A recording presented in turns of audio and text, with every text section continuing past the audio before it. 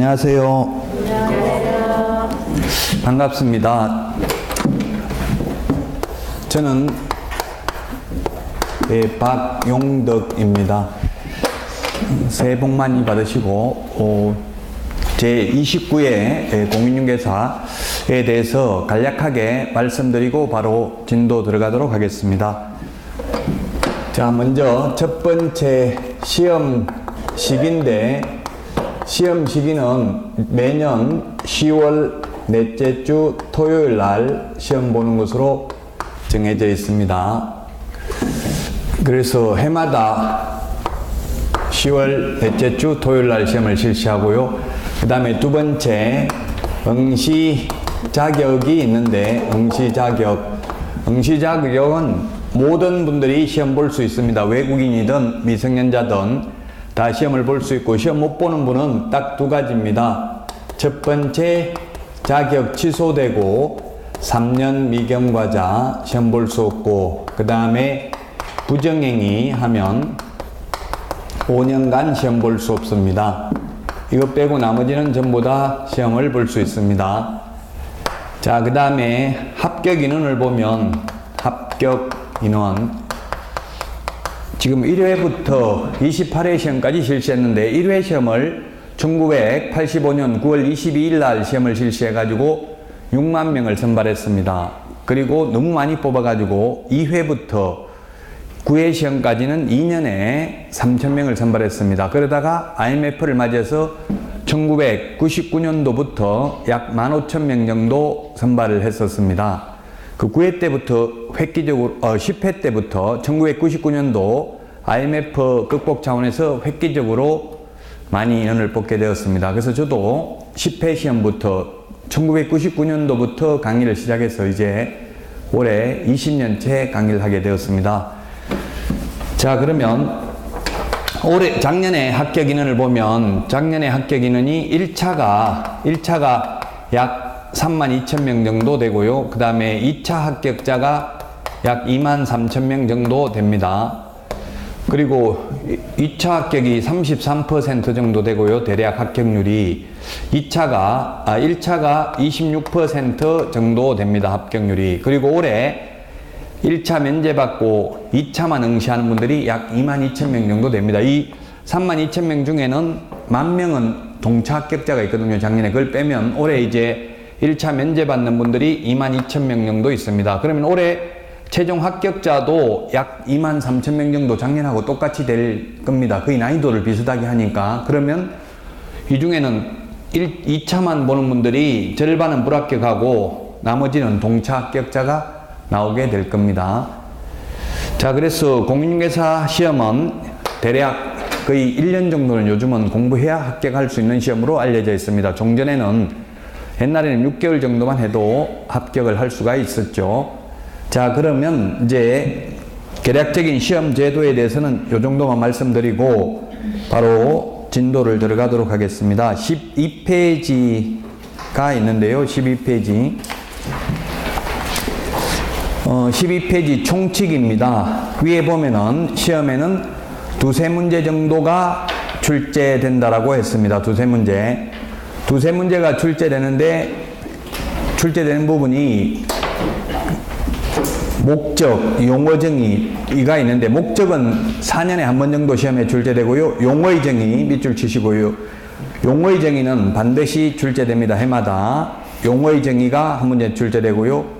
그 다음에 공인중개사 제도 한 문제, 그리고 중개대상물 한 문제 해서 두세 문제인데, 공인중개사 제도 한 문제 보통 출제될 수도 있고 안 될 수도 있고요. 용어의 정의와 중개대상물은 반드시 출제됩니다. 그래서 오늘 공부한 내용이 가장 어렵고 시험에는 가장 빈도가 낮은 편입니다. 원래 8주 동안 강의를 한다면 하루에 5문제 정도 해야 되는데, 오늘 하는 거는 두세 문제밖에 안 나온다고요. 그리고 가장 까다롭습니다. 오늘 하는 게 논란의 여지가 있습니다. 그러나 이제 오늘만 끝나고 나면 다음 주부터는 전혀 논란의 여지가 없습니다.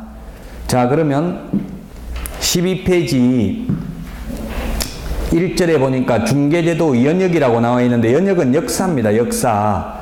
이 역사는 8회 시험에 딱 한 번 출제됐습니다. 25년 전에.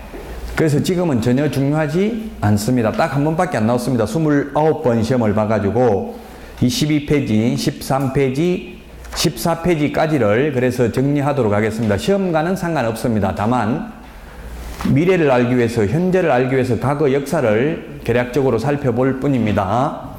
자, 그러면 우리 중개제도 효시를 보면 연역이라는 것은 역사입니다. 역사.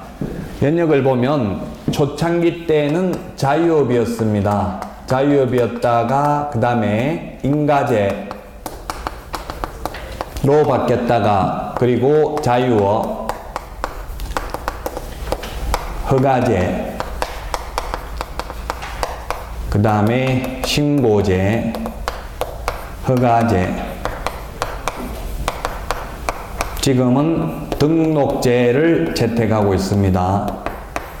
그래서 역사 공부를 할 때는 과거보다는 현재가 중요합니다.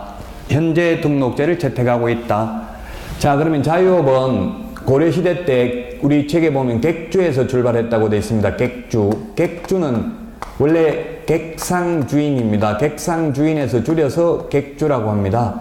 손님 객자죠. 그래서 떠돌아다니는 상단을 이끌고 있는 그 우두머리를 객주라고 합니다. 아마 인터넷에 객주라고 집으면 영화 객주라는 영화도 있었습니다. 그 여자분이 주인공이더라고요. 그 거대 상단을 이끌고 다니면서 부를 축적해서 권력을 행사하는 그런 내용이었습니다. 그래서 이 객주에서 우리 중개제도가 출발을 했다. 고려시대 때. 그래서 조선시대 때는 거간이라고 했습니다. 거간. 조선시대 때는 거간은 사람들 사이에 거주하면서 흥정을 붙여서 돈을 받는 사람을 말합니다. 그래서 제가 시골에서 어릴 때 우거간, 소 사고 파는 우거간, 포목거간 이런 말은 들어봤습니다. 그래서 이 거간들 중에서 부동산만을 전문으로 중개하는 전문 직업인을 각회, 8회 시험에 딱 한 번 출제됐다고 했는데 이 각회가 출제됐습니다. 뭐라고 나왔냐면은 8회 1995년도에 우리 부동산 중개업을 하는 최초의 전문 직업인을 부르는 말은 답이 각회였습니다. 일본식 한자입니다. 따라서 지금은 출제되지 않습니다. 왜냐하면 9회 때까지는 문제 공개가 되지 않았어요. 그래서 이신청 제도가 없었습니다. 9회 때까지는. 1999년도 10회 김대중 정부 때부터 이제 문제도 공개하고 이신청이라는 게 있어졌어요. 그래서 지금은 논란의 대상이 되는 것은 시험에 출제되지 않습니다. 거의. 왜냐하면 이게 각회라는 게 법조문에 있는 것도 아니고 그냥 학자들이 주장하는 것이기 때문에 지금은 출제될 가능성은 거의 없습니다. 어쨌든 각회고요. 또는 한글로 우리나라 말로는 집주름이라고 불렀고 이들이 근무하던 장소를 생기복덕, 복을 파는 장소라고 해서 복덕방이라고 불렀고 복비라고도 했죠. 중개보수를. 복을 파는 장소. 왜냐면 우리 조상들은 음택, 양택이라고 해서 양택, 지금 좋은 자리에다 집을 지으면 현세가 발복을 하고 음택, 묘자리를 좋은 데 설치하면 후손이 발복하는 것으로 믿었습니다. 그래서 복비라고 불렀습니다. 자, 결론은 중개제도 효시는 객주고 그 다음에 최초의 부동산만을 전문으로 중개하는 전문직업인은 각회라고 불렀습니다. 이렇게 자유롭게 하다가 최초로 규제를 하게 되었는데 규제는 1890년 5월 객주 거간 규칙이라는 게 제정되었습니다. 객주 거간 규칙이 제정되었고요. 1890년 이게 최초의 의의를 부여한다면 우리나라 최초의 부동산 관련 법 제도가 되겠습니다. 그래서 1893년부터 한성부 서울에서 거간 인가제를 시행했습니다. 거간 인가제를 시행했다. 이렇게 규제를 하다가 또다시 1910년도 한일합방이 되면서 일제가 우리나라 토지를 침탈할 목적으로 거간 인가제를 폐지시켰습니다. 또 식민지 통치를 10여 년 정도 하다 보니까 통치 기반이 안정이 되니까